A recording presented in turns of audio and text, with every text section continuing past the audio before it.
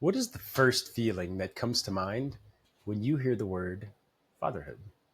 Is it joy or love? Maybe it's pain, even hatred. Whether you're a father or not, we all carry the influences of the masculine forces that have shaped our lives, their choices, their gifts, and yes, their traumas. Each one of us crafts our own personal definition over the course of a lifetime based on the words and actions of the men who have crossed our paths as fathers, uncles, brothers, coaches. This personal definition of fatherhood is what I believe each of us are designed to leave behind for future generations, beginning with our kids. The real question we have we actually crafted this definition of fatherhood for ourselves? Welcome to Father Within.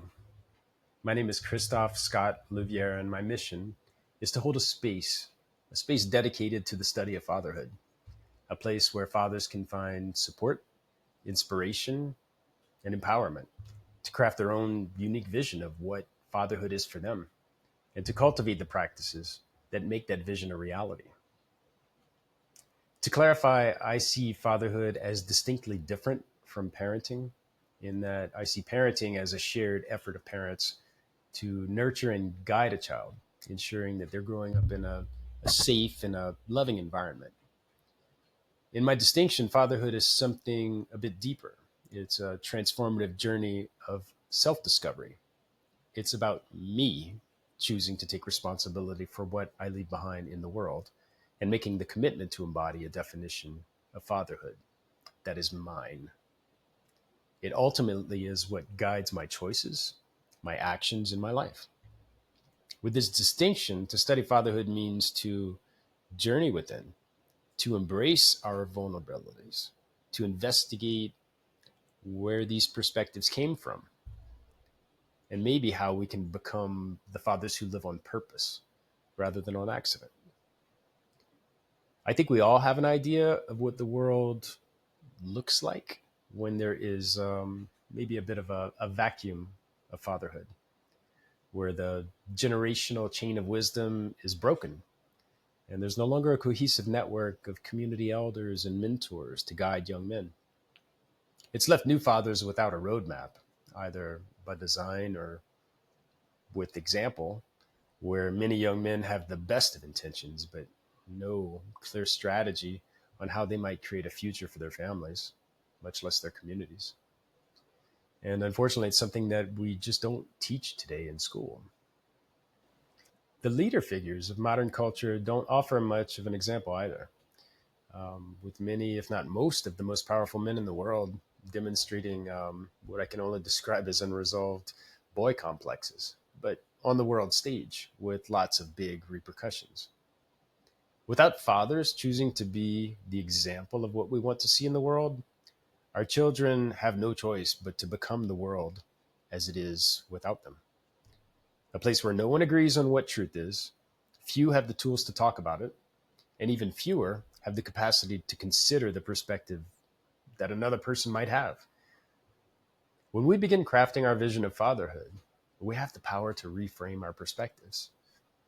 We can discover what possibilities support our vision, and we can practice, and we can practice some more. It's not about following a one size fits all model, but rather creating something that is maybe just as unique as our individual fatherhood journey has been. When I first became a dad at 26, I remember bringing my son home and thinking, wow, they're actually letting us take this small human home. Are they sure that we're ready for this? I remember lying in bed that night, wondering if there was like an instruction manual out there, feeling the weight of this big responsibility, but it didn't seem to have a plan of execution. This initiative is my gift to that young man 23 years ago. Not because I did a spectacular job, because trust me, I made many, many mistakes, not only as a father, but as a man. And I still do from time to time. And it's okay. I know that in many ways I was a great parent, but in looking back, I see there's a lot more that I could have done. My hope is that by sharing our lessons, we can learn from each other's experiences and consciously prevent the trauma that came before us from becoming the trauma we leave behind.